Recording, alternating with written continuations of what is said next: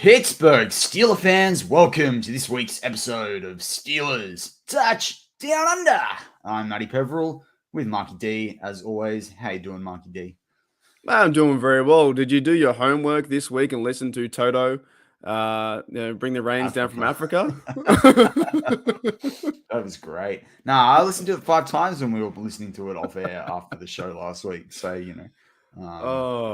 but mercy. Happy Saturday to you. Happy right? Friday evening to everyone listening in the live right now on YouTube and Facebook. Hopefully you're going to stick around for Tony Duffio's show later on too, Six Pack with Tony.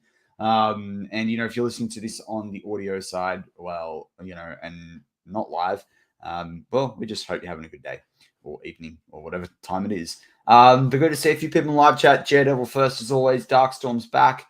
Eric Askew, good follow of us on Twitter as well. But yeah, Marky, how you doing? I'm doing fantastic. I absolutely love this. I love podcasting. I love talking about the Steelers. I love talking about number 46, Christian Kuntz. I can't pronounce that on that online, Daredevil, but that's okay. It's fine because we're allowed to. But I love everything to do with it. You know what I love about I'm in a loving mood today. Do you know what I love about the Steelers and what the time is right now? It is September coming up. And it's coming into spring in Australia. It's getting warmer. We're getting out of winter. And when you get that spring feeling in the air, you start smelling all the roses and the trees and the birds are chirping. You're like, football's around the corner. And I get to wake up at 3 a.m. to watch football. And I can't wait. I can't wait for this game to be over, to be honest. Like the Lions be over, find out the quarterback, find out the 53, and then let's move on. And we have the Bengals coming up because we haven't really talked about the Bengals too much, but we have the 11 days in between that time to do so. And the Steelers, there's O-line problems. There's problems at middle linebacker. However, football is back. It's coming back, and it's the best time of year right now. Pardon me there. I was taking a sip of water. It's good. It's good to be back. I think I'm not looking to 3 a.m. wake ups, but you know me anyway. I wait for an extra hour and then I can skip through all the half times and ad breaks and all the rest of it, and then I can catch up. Probably the best course to do that. Turn your phone off, and then you'll be right back into it. I got stuck the other week with one of the preseason games. Which game was it? It was the last week, I think, against the Jags. I just got caught doing things, and I was like, oh no, it's like half an hour. I've missed half an hour of the thing. Mate, I caught up so quickly by the time I fast forwarded through, like people running out for the kick and like this timeout and like that. Like it's beneficial if you shut the world off and you're not getting any, because I don't want to know the score, but if you can shut the world off and not know the score, taping that game like 3 hours later would be great to do. I guess a lot of guys from BTSC can't do that because they got to write the report straight away and be reactionary to the comments. But if you're a fan that can do that, I would do that. Save time with the ads. The ads are terrible. I've never seen that many in a TV program. Yeah, I mean, and I want to bring up 2 live chats in a moment there, but yeah, and I think this is funny though. Last season there were times when I was like, I'm just going to sleep an extra couple of hours. I don't have work today, or I can start later, or whatever. And then I'd wake up anyway because I'm like, damn, I want to experience it with the Steelers family. But that's a good segue because on Facebook, William says, great job from Australia, NY Steelers fan here. Awesome to have a Steelers fan in New York repping the team. And this is pretty nice from Ken Boyle. He's like, hello, down under Yinzins. Now I think that's a bit of an honor to be called that by someone that's probably a Pittsburgh native for us to be like that. But Australians can be quite Yinzery in many ways, actually. I reckon our accent is very similar to the Pittsburgh accent. You can't understand. But not even that accent. I mean that attitude, right? Oh, okay. But you're like totally thinks I'm totally separate to me. No, I thought like when I was over there, like downtown, like they got that kind of accent. We got that kind of, I don't know, down under. I don't know. Keep doing Yinzer. Keep doing Yinzer, mate. What, downtown? Yeah, Yin's hidden downtown. I also should say, we got Nashville, Tennessee here from Reginald Rivers. He's in the chat too. So, there we go. Is this the pop culture show? Who's bigger, Margot? I don't know. Maybe Yankees fans in here. Who's bigger, Margot Robbie or Paul Hogan? Mate, it's Paul Hogan. Margot Robbie can kick rocks. Mate, Paul Hogan's much bigger. She's that good an actor, to be honest. She's not that good of an actor. Oh, She's good in. To be fair, she's good in Harley Quinn. She did play that very well, but it's a bad movie. Those Suicide If you Squad movies. can stand up straight and smile, she's a good actor. That's all she can do. All right, let's get into let's get into some Steelers. But we've obviously got this game against the Lions. I'm looking forward to catching up on Hard Knocks after this show. I want to see what they talk about. So live chat, don't give me any spoilers. We'll try not to. But at the same time, what Mark and I are going to do for this show, we're going to go through a couple of matchups that we see on the Steelers in their fight for position being really important. And then we're actually going to open up to Q&A. So start thinking about your questions, load them up, because we realize that we sometimes go through our show and all these talking lines. We never get to Q&A. And the Steelers and BTSC won't have Steelers Q&A show this week because we've got a game. So it'll be the post-game show. So that's my understanding of the programming schedule anyway. So definitely load up some questions for us. But Mark, this week's game, obviously there's been a lot of chat about the quarterback. We can go there if you want, but what are some of the other positions or who are some of the other players that you think this week's vitally important for them to cement a position? Oh, there's so many, but how many points can I make? A few? I don't know. No more than 30, because that's really what the Steelers never seem to go over that amount when they play football. They don't know how to put 50 on another team. Let's start with the outside linebacker. I think that's the cutting with Jannard Avery. I thought he was the best guy on the field besides the two blokes. I know. Yeah, I'd rather, mate. We just saw a comment saying, I know which one I'd rather date, Margot Robbie or Paul Hogan. I'm telling you, I'm going Paul Hogan, man. He's a true hero. That guy's a legend. That guy's an absolute hero. What he stood up to our IRS that invaded his privacy. Anyway, story of different time. Anyway, let's get back to the Steelers. In the films, the guy knows how to look at the time by looking at the sun. You know how many people can do that? Well, but okay, this is it. Let's use the analogy, right? There's that knife analogy from or that knife story from Crocodile Dundee. You call that a knife? This is a knife, that's right? Not a knife. Well, that's it's kind of a good summary or summation or analogy for even the linebacking position, right? Like with Mark Robinson and Devin Bush, right? Like you call that a tackle? This is a tackle kind of thing. Right? Like that's kind of where we're at, That's a big analogy. That's not a middle linebacker. I'm a middle linebacker. You know what I mean? Exactly. And if I'm going to rate that between Devin Bush and Mike Robinson right now, I'm going with Mike Robinson 100%, just based off what he's been happening. But I still think that Devin Bush will probably make the team. I think it's just going to happen. But all they're saying, outside linebacker, I think it's a risky, mate. They got rid of Jannard Avery and now they're playing Rashid Hamilcar. Which name's his first name? The thing about Hamilcar Rashid is Junior is that he actually had quite a bit of hype coming into him going into the draft. And so and that was last year's draft. So I find that kind of interesting in that he's sort of moved around different teams. We talked about on this show before, and I saw it on Twitter, and some people if he gets cut, should the Steelers pick up Quincy Roche? And people are well, if he gets cut by two teams, then maybe he's not good enough anymore. No, maybe they don't know how to use him to open him up more. But I go back to that cut. We had that, obviously, that show earlier on in the offseason where we had a laugh around Tuzar Skipper and Quincy Roche. But the Steelers can't seem to find this second outside linebacking. This third outside linebacker. And this is a bit of it's not just a bit of a problem. It's a major problem because Alex Highsmith, right? This is his third year, right? They're either going to have to spend a draft pick next year to get an understudy there, or we're going to have to find some depth at that position. And Derek Tutsker, I don't see that. Shannon White talked about in the BTSC Select channel. Maybe they allow, DeMarvin Leal to do some things on the edge. But, I mean, he's too... Cool. I think he's over 280 pounds now. When he was listed at 270 in the draft process, it kind of made sense. He's kind of a bit big for that role now. So, I agree with you. I think this is a massissive issue at the outside line. Well, I just thought that Jannard Avery was the best player out of all the outside linebackers. Now, just to clear it up. So, what's his name? Rashid is his last name, is it? Yeah, so it's Hamilcar Rashid, even though it's got one E, Junior. Yeah. And apparently I saw some reports that he's starting on the weekend on Sunday. Yeah, I'm all for it. He was Yes, someone that I same, didn't yeah. mind in the draft. I just watched him drop out of that, and I can't remember if there's some backstory around that, but yeah, he just completely dropped out of the the sort of the stand, like I guess the momentum, whatever you want to call it, like people dropped out of the hype kind of thing.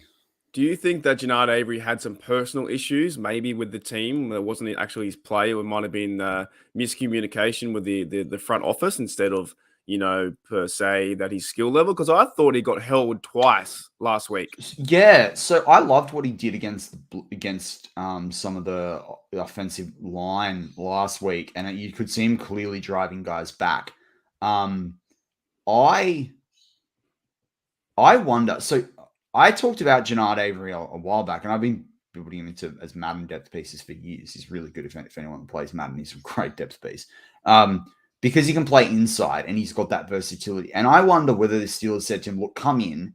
You'll be our third outside linebacker, probably. You have to fight for it, but you'll be that. And if not, you'll be that depth chart piece at 3 and 4 in the inside linebacker spot, right? Potentially, they could have said that. And so he's not real. We haven't seen him. I certainly haven't in any clips I've seen in a training camp. And I haven't seen him in the preseason lineup at inside linebacker. Like it's been Mark Robinson, not Marcus Robinson, Mark Robinson. Buddy Johnson, Devin Bush, Miles Jack. I think it's Rondell Carter. A few other people around the traps. And so I wonder whether he's sort of going, well, hang on, I'm not really getting a run at either position. I want to play. What am I going to, this doesn't really make a lot of sense for me. So I guess, that feeds into it as well. Maybe the Steelers, I mean, it goes back to that earlier on in the offseason, they talked about if they're going to get free agents, they wanted the younger guys. And I think that there's that philosophy on this Steelers team. And I talked about, do the Steelers have any ingredients for a dynasty this week on War Room? And you just sort of wonder whether they're like Derek Tutsker. They're like, well, at least he can develop. I don't know. I don't really get the approach. But there are edge rushers available in free agency. Like there's been talk about Trey Flowers, Takaris McKinley. I mean, I kind of think it'd be interesting to bring in Jeremiah Atauchu, I think is how you say his name. He played with the Bears last year. I think he was drafted into the league by the Chargers. He's good. He's someone no one talks about, but he's actually done all right throughout his career. So, they need to find someone at depth that I think has had a bit of experience and that's actually done a few things in the league. Like, Jeremy, the guy I just talked about there. Jeremiah. He's got over 20 sacks, over almost 50 quarterbacks in hits in his career. Like that's a guy you want to bring in there. It's that experience. They need more than who was the guy they brought in last year that got drafted after TJ Watt? Oh, I'm having a mental blank on his name. No idea. But remember they brought that guy and he was the depth piece through most of the end of the season. He kind of took over the Cassius Marsh role. Like he didn't really end up doing anything. And so I just they've got to find something at this position. To me, it might be one of the weakest positions. Parker Charlton, there you go, JW. Oh, that's right. So yeah. And Mark Tobin brings up in the live chase. I read that they said that he didn't fit their scheme. That's why they cut Jannard Avery. But then he also says, Mark says here, I don't believe it. I kind of well, that's what I thought was odd when they first got him because he kind of fits more of the 4-3 if you're going to play him inside. But then I was like, well, he's quite versatile in what he can do. I think you can make him fit. Like that's why I liked him at outside, but he could go inside and into coverage, or he could play in a 4-3 scheme, or he might be able to do more in like a dime or nickel defense. Like I didn't mind it because of how versatile he actually is as a player. But yeah, something's not gone right there. It just seems a bit funny because isn't Alex Highsmith still a little bit injured as well? So we have TJ Watt, Highsmith, but he's a bit injured, right? So who's going to help out outside linebacker? And those two players can't play the whole 17 games, or so I don't know who's going to fill in.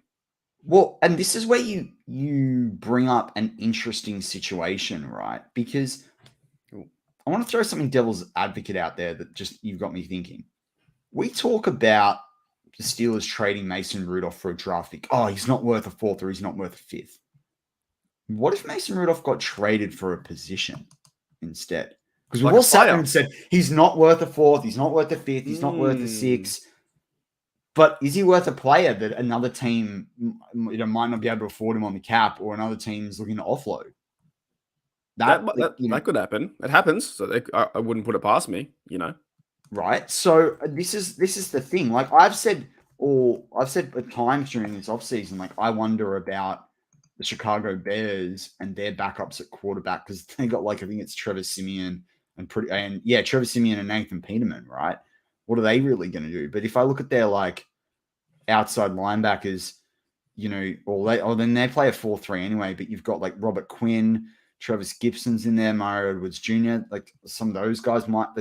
It depends who the Steelers really like here, but this is going to be the interesting thing, I think. Here's the question that I think we faced last year, and we kind of tackled it as well with the whole Alualu thing, how they didn't address it the whole year. Is this a similar standpoint where they don't address this right now, and it lingers on the whole time, and it's just the backup play behind TJ Watt and Highsmith is terrible, and it could have been addressed. That's probably the thing where it was frustrating last year with Alualu. They only really addressed it about week 15, or what was it, week 11 or something, that Montravius Adams came in, and they had no plan. They had no plan. And we're all like, oh, we'll see what happens. We'll see what happens. The old Aussie way. And this is like, well, no, there's a bit of a, that's right. Like the she'll be right, mate, attitude that we talked about before. Doesn't work here, she'll right? be right. What we say, it's all good kind of thing. That attitude ain't going to work. That's the problem. No, and we've seen that. That's what I mean. We've seen that with the Alulu stuff. So there has to be, because there's no guys that really stand out for me that are like, okay, behind Highsmith at outside linebacker, there's no real depth. And even to a certain point, the bright spark, I think, at middle linebacker is Miles Jack and Mark Robinson. I think they're fantastic. But I was just saying that. Fantastic when I say Mike Robinson did a big hit. I've seen nothing else besides that. But it does seem like the linebacking core is a bit scratchy at the moment compared to the big players that are playing. You know what I would go do? I would trade Mason Rudolph to the Jaguars. Right now, I joked about doing it for Chad Moomer and inside linebacker, but I don't think they'll do it with the first round draft pick. I would go get Clavian Chason. He looked good. The Jags have never really enjoyed, never thought he'd lived up to the hype, but I thought he looked good last week. And their backup quarterbacks in Bethard and Perry did nothing. That's where I'd make the trade. I'd go get Clavian Chason to have him as a third guy in that rotation. It'd be killer. I love when you bring these guys up, and I just have to agree because I have no idea who that is. So I agree. Well, Clavian Chason came in and was meant to be like really, really good. And I think it was a first round draft pick. And he's just never really quite got it together. But I thought he looked really good on tape last week. I really did. He was their first round pick in 2020. Can I have another go for another segment of this show? Am I allowed to have another position? Can we talk about the old receiver room who's going to be 5th and 6th? I really don't know. I think that's a really thing to look out for. All right, so there was a poll this week on one. I think Jeremy Betts might have done it. I saw someone on it from BTSC, and it was like, who's your 5th or 6th wide receiver? Is it Miles Boykin, Tyler Snead, or Tyler Vaughns? Who are you picking? Steven Sims. Oh, that's right. Steven Sims is on there too. Oshesky. You name them. They're all different. Oshesky's going to be there as a returner. You reckon? He's just going to be there. Yeah. Calvin Austin hasn't played yet, but will he be there? Can I just say one thing? I said this in one of the shows this week about how many return touchdowns Gunnar Rose got me in Madden 23. I scored 2 off the 2 kickoffs. My offense didn't play in the first half in a playoff game because he just shut them down with 2 return TDs. And I always tell you, you're probably playing on easy. You're probably playing the old 12-year-olds at it. I'm not, mate. I'm not. Nah. It's called having your own playbook. But anyway, the point is, who would you have between Vaughn, Snead, Sims? Well, that's what I'm saying. I don't know. I think it's the tough decision because I think if it's 4, right? Claypool, Deontay, Pickens, and Austin 4. Who is 5 and 6? And do they carry 7? Possibly. I don't know. But what I'm saying is I like the player Steven Sims. However, that play he made, maybe that could be Austin's play in the future. Right? 100%. Can you imagine Austin in that play? Right? It's not just him that did it. It was a play selection. It was a timing. It was fantastic. The defense had no idea about that reverse. So, and he did have a good return, right? So I get that as we get some spam in the chat. But what I think is even to a certain extent, Is it Tyler Vaughns who caught those? The football from Yeah. Rudolph the other day. He's playing pretty well too. And I saw a stat out there on some website on Twitter somewhere that every time he catches the football, he beats a player. Now he's Yeah, he versing does, guys yeah. that are third and fourth. So he's making a name for himself for the practice squad. And it's like, who will the Steelers bring in at 5 and 6? However, my last point on this is, does it really matter? Because you can only get the football to so many people, right? The Correct. 4 players, Najee and Frymouth. So the 5 and 6 in reality are probably 7 and 8 going to get the football. But it's still intriguing to see who's going to make this team, I think. Yeah, I mean, I like Sims. I do. But it's kind of the thing that tarnishes it for me is like, you know, he came out with a bit of hype through the draft. He did all right at the Commanders, but then like he was, let go. And then I get it, but I think they've got other guys that can do that, and I think you can find what he delivers from other people. I'm not like you can find that from free agents, you can find that on practice squads, you can find that around the league if you have to later in the season because Alston's going to get that. And maybe I'm overdoing the athletic profile of Miles Boykin, but I just think there's value in having another guy that's like 6'3" plus. 220 I like him pounds, too, man. I like Boykin as well. I think fast, like knows how to do it. It was in Baltimore, knows that tough sort of gritty style. He's making plays on special teams. I do like it there as him as the fifth. This would be a much harder conversation if Anthony Miller was not injured. I kind of would say Boykin 5, and then.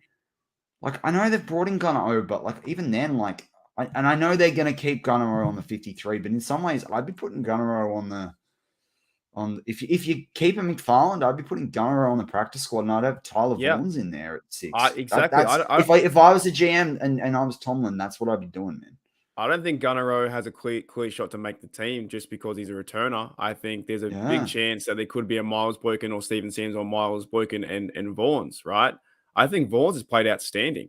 And it was against the fourth stringers, but he looks like a football player. And like I said, like a good receiver. That's what I mean. You want to just do that flyer on him? Like you just want to see. Yeah.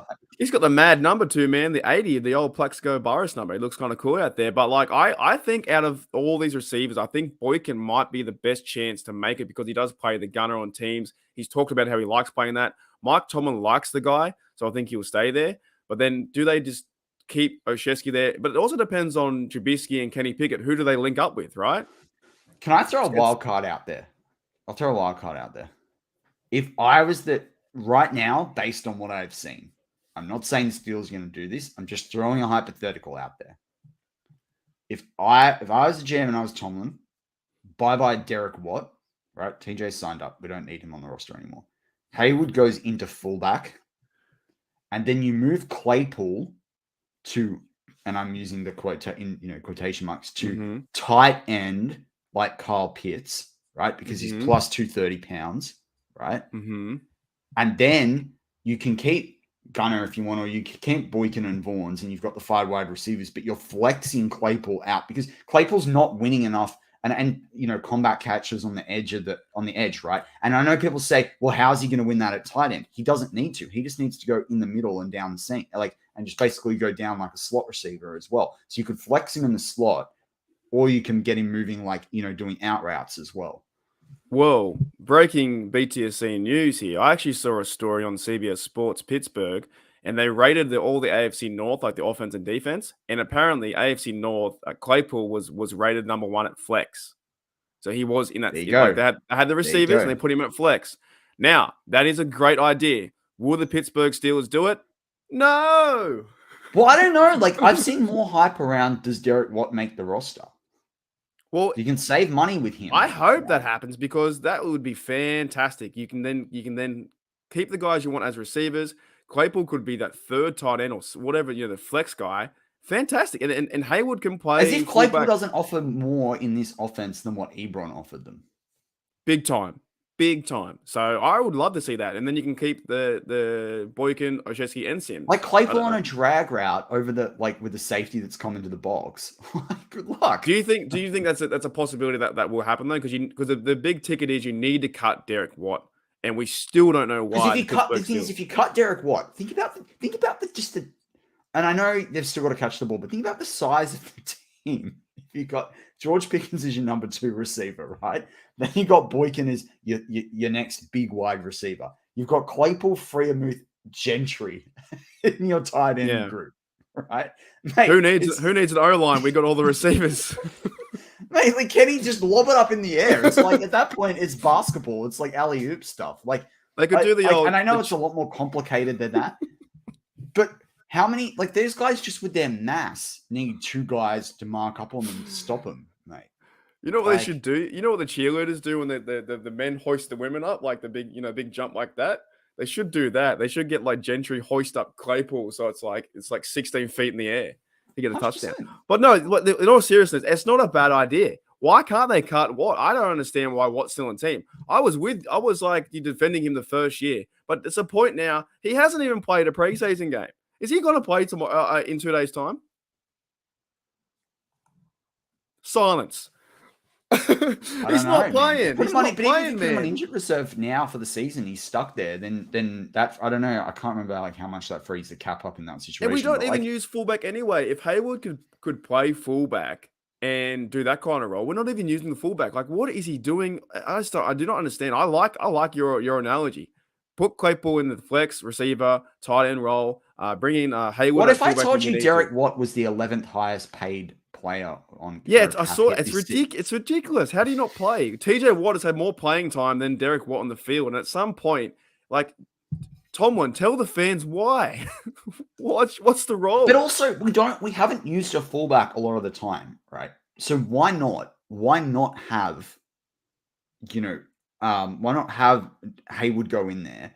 You can Hayward in special teams, Boykin in special teams, Mark Robinson in special teams. Like, we can find that. And someone in the JDev on the live chat talked about Marcus Allen. I just don't have the energy for that. I'm just gonna go nuts if we have to deal with that today. No, that's just not happening. He and Derek, 2-for-1 deal, flight sale out of Pittsburgh. Getting the old cheap seats out of Pittsburgh. I really don't understand. Like, if we saw him on the field, sure, maybe we could contend with why he's on the roster, but he just doesn't do anything on the roster. And I think, as a fan perspective, not a coach, brother and do say, something. Mate, TJ should just go up to his brother and say, mate, I've got 156. I will just exactly. So why not use the fullback position, inverted quotes, like the quotation marks, like, why not use the fullback position to house a 4th tight end who can actually play? You gotta let our audio listeners know what's going on. So Matty is referring to here, as we bring up a comment from Thaddeus on live chat, Steelers used the fullback 7% of the plays last season. And I do like the notion of what you just said. Claypool at tight end flex, then you can keep one of the good receivers and, I think have a better time on the offense. But why is he still here? I don't know. All right. Let's have some fun with this. Aaron Sharp on Facebook says, double clicking. They simply love him on special teams, and that's what they value. He's not going anywhere, right or not. Okay, and that's a really good point. It's the same, but we hear the same thing about Snell. So for everyone in the live chat, I'm gonna ask a question, and you just put a Y for yay or an N for no. Do you think the Steelers overdo this? They can help on special teams point. Now, I'll clarify this. I'm not saying, especially for those on the audio side who can't participate, I'm not saying it's not worth considering. I'm not saying special teams, you need to make sure you can perform on special teams. That's the difference for a lot of teams in whether they win or lose. But we justify all these players are staying on the roster, whether it's Snell or Watt or Marcus Allen or, I don't know. You've probably got more players you can list off, Mark, and you just sit there and you're like, okay, what else are you doing? Exactly. We justify them for not being on the field or for playing poorly at their position, at their specified position. It's not special teams football. You know what I mean? It's gridiron. It's offense versus defense. So I think yes. I think that why is Derek Watt on the roster if you're not going to play him, right? Why is Benny Snell on the roster if he runs -2 carries? Give the job to Jalen Warren and move on. Let's go. This is the point. I think they're really missing out on these ideas. And yes, I'm not a coach, but at It's the like same what time, I've said for years with like the Steve Smith and Antonio Brown's an example of it on our own team. The 6 wide receiver is the developmental guy that you get late in the draft or even as an undrafted rookie free agent, and you get him taking punt and kickoffs, right? Now, and in many cases, like, yes, Tyler Vaughn was drafted in 2021, but I'm like, can Tyler Vaughn do that? That's what he should do, right? If McFarland's going to make this roster after being injured and doing nothing for a few years, and yes, he's cheap because it was a 4th-round draft pick and he's still on the rookie deal, then you do that. But this constant, I mean, the other thing too about the return position, which is why I think Gunnar O's spot is more up in the air than what people realize, is half the time it's going for touchbacks anyway. You're not even returning it. It's a whole different game now. The kick returns a whole different game. Punt returns different as well because these guys too on special teams have got much better on punt coverage. Have you noticed that over the last few years? There's no more Devin Hester's, man. It doesn't happen as much as it used to. Exactly, because they don't want it to happen because of the concussions. The league is scheming that. The league is scheming that out of the game. But yeah, true. Let's go to live chat. What did they say? Aaron Sharp, yes. Mark Tobin, yes, they do overdo it. C-Mac, yes. Watt is not used properly since day one. He's here because TJ wants him here, just like Cam's brother. No, I think Connor's actually going to be really good for the Steelers. Ken Boyle, yes, they do. JJ52 said, "What's the poll question?" He said before. He responded to JJ52. Yeah, he said before, yeah, nah. Darkstorm said yes, but I sometimes question how high priority they place on certain players. Sometimes me here on my couch. And that's it. Yeah, I get we're playing couch and armchair GM. But when you like a lot of our listeners have been following the game longer than even you and I have. And you and I have been following it like 20 years plus now. 20 years. So, you eventually after a certain amount of football, while I'm not saying what, anyone here's the quality of the, GM of the Pittsburgh Steelers and Omar Khan or Mike Tomlin, you start to realize what works and what doesn't. Oh, you can see it. That's why we are, I guess, like super fans and whatnot. And what I want to see is Derek Watt on the field, and I want to see some fullback play, but we don't see that. So we're not going to use him. You can't just have him be a fullback. Other than that, I don't understand. Even Ken Ball says like 40 years, man. I just don't understand. If you're going to have him as a fullback, you could use Connor Hayward there sparingly because Najee obviously didn't need it last year, 7% fullback play. And the notion of like, they're good on special teams, right? How many big plays do they make on special teams besides? But do you hear that from? Do you hear that? How many other teams do you hear that from? None. Now, exactly. Now, yes, the Steelers are one of the most winningest football teams, but like it's hard to walk away from the fact that we haven't won the playoff games. Like, I don't know. I just sitting there. I'm like, imagine your offense where we don't even have to like. We're debating right now over like a Boykin, a Sims, a Vaughn's at the wide receiver position, who have all shown us something this preseason and shown us more than what Derek Watt's shown. And you're gonna cut one of them. You're gonna cut one of them to keep Derek Watt for a guy you don't use plus a year. Yeah, no, I agree with you, but I don't think they will. For some reason, I don't think the Steelers are going to cut. They won't cut Watt. They just won't do it, and they'll sit him on the sidelines, and they'll get their 2 or 3 tackles on special teams. Now, Snell made a big tackle on that punt return, right?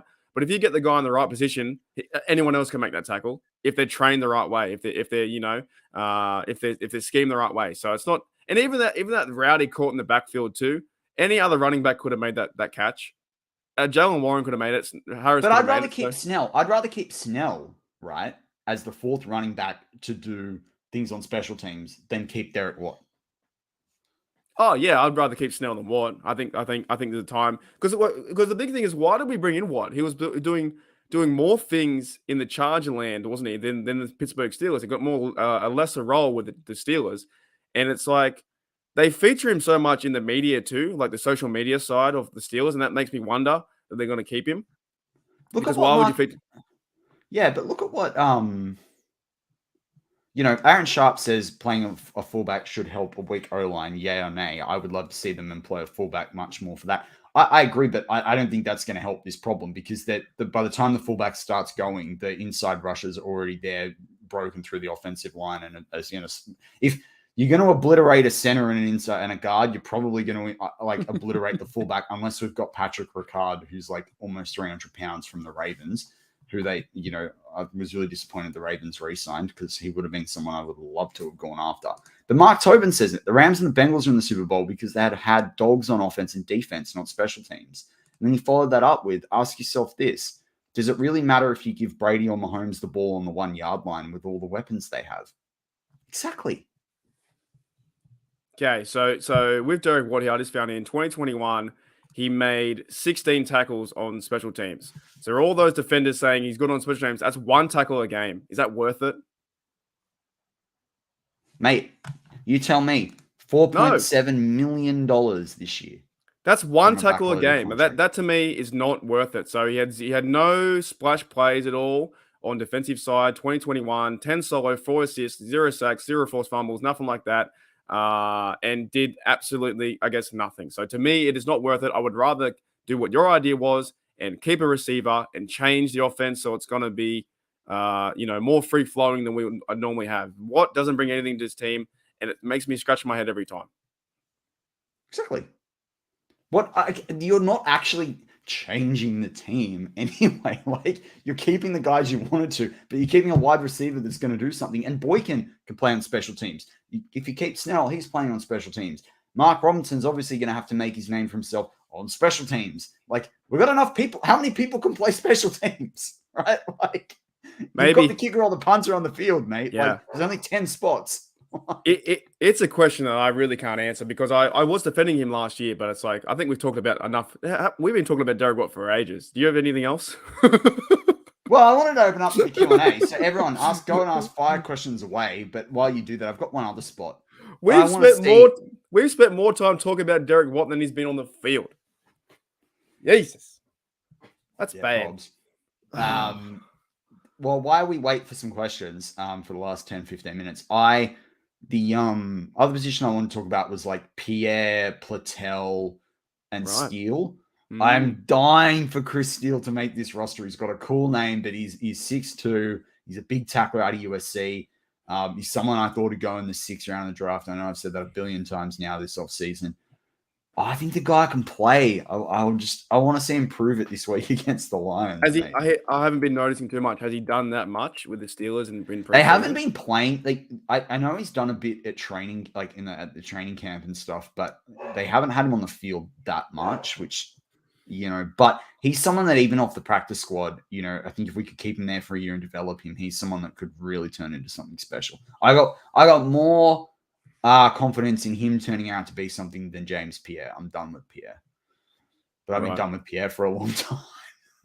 Well, there's another guy too, right, that's still on the roster, I guess, but maybe he might be cut too. It's going to be, I think this whole cut process after the game is going to tell us a lot to do this season in my reality. So we'll see it. We'll see what happens.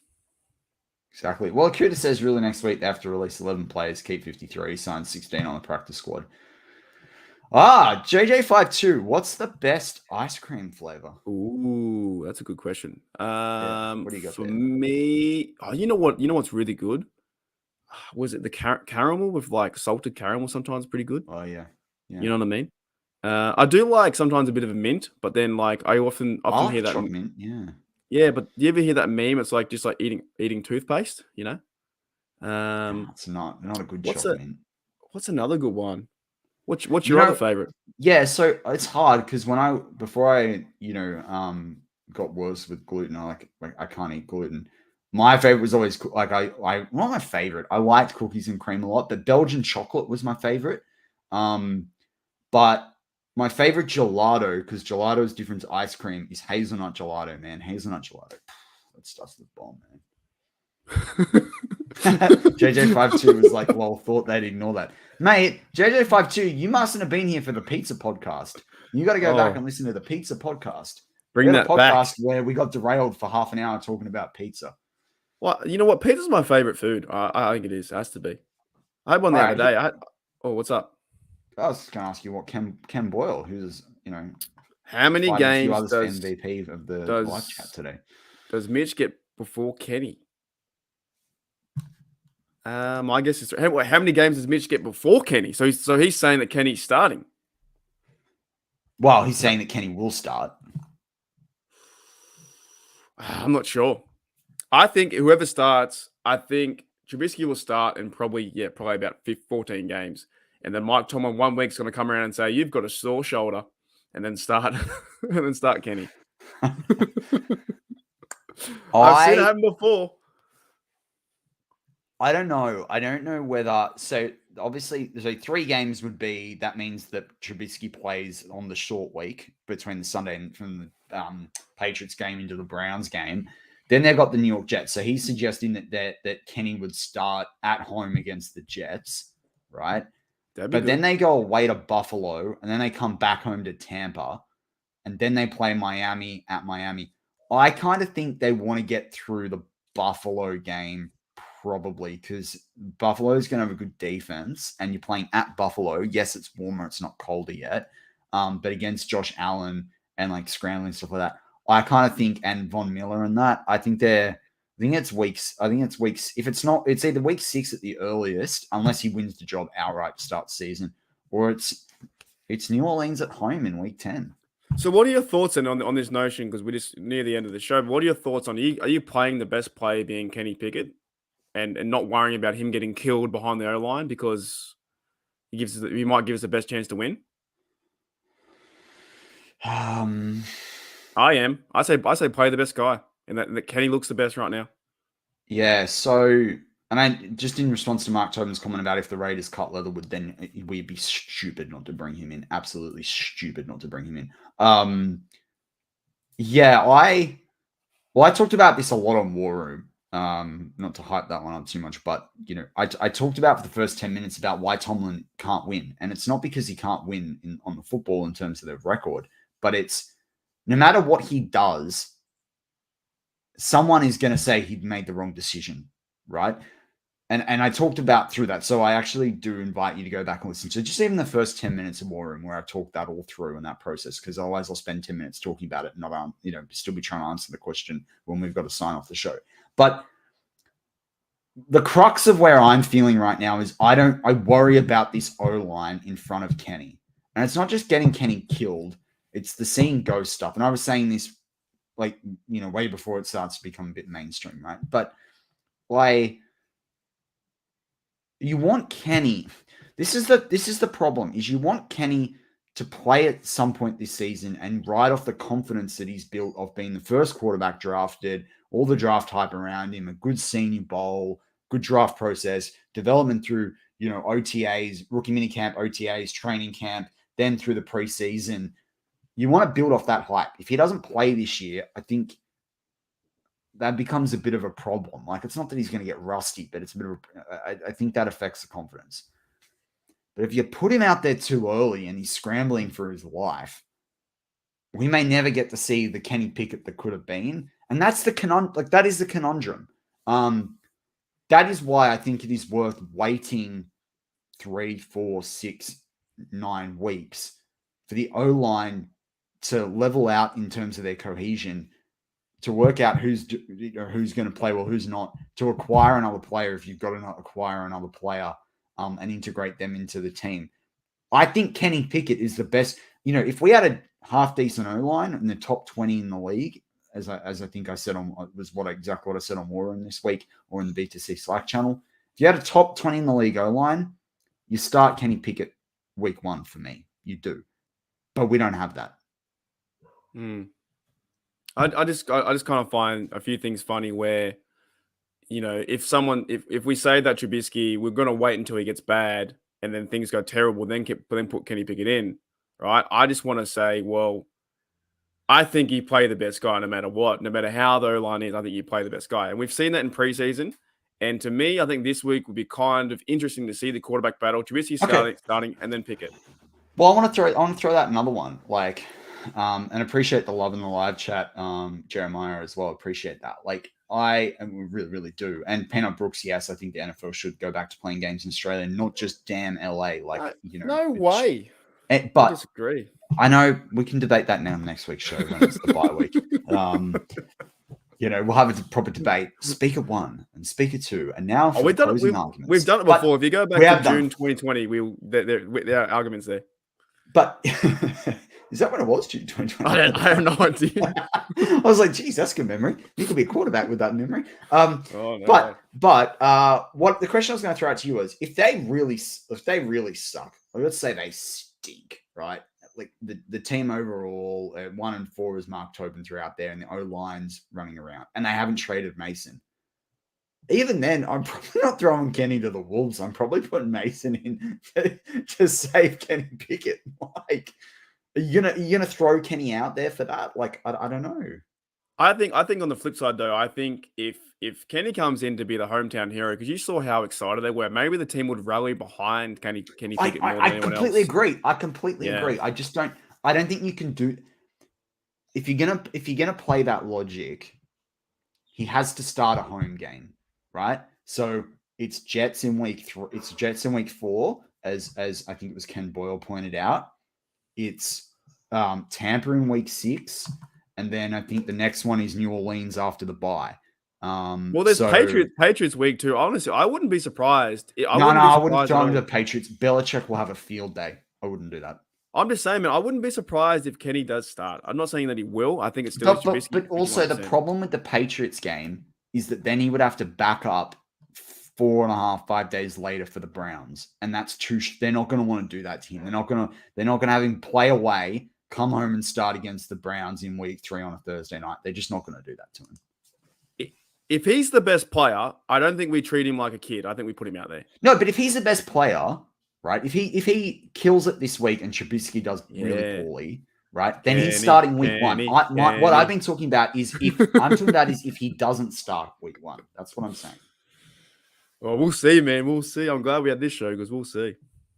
I want to see him, but the only I know. I agree with you. I'm a fan of Kenny Pickett. I think Kenny Pickett's the guy for the decade. I think he's going to win us a Super Bowl. Like, or he's the best thing that we've had since Ben in 2013. Kenny versus Joe Burrow, man. Kenny versus Joe Burrow, week 1. I know. Let's go. I know. I can't wait. But I am worried about this O-line, man. Yeah. Well, they should put Watt at O-line. You know what? Center.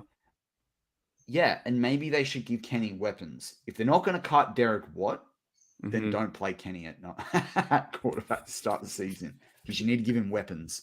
You need as many weapons as you possibly can get. Just put Watt at quarterback. Be right. Can you imagine how slow that Wildcat would be? He'd get tackled for a 30-yard loss. Oh, man. No, I'm excited, man. I'm excited to see because I think we're going to find out next few days, right? We're going to find out what the direction is because Coach Tomlin has to probably name a starter soon enough. JJ52 says, "Are there any long snappers in the Hall of Fame?" And my response is, I think Christian Kuntz is in the Urban Dictionary Hall of Fame. He's in my Hall of Fame. That's my favorite player. Awesome. Do you have a score prediction for this week's game?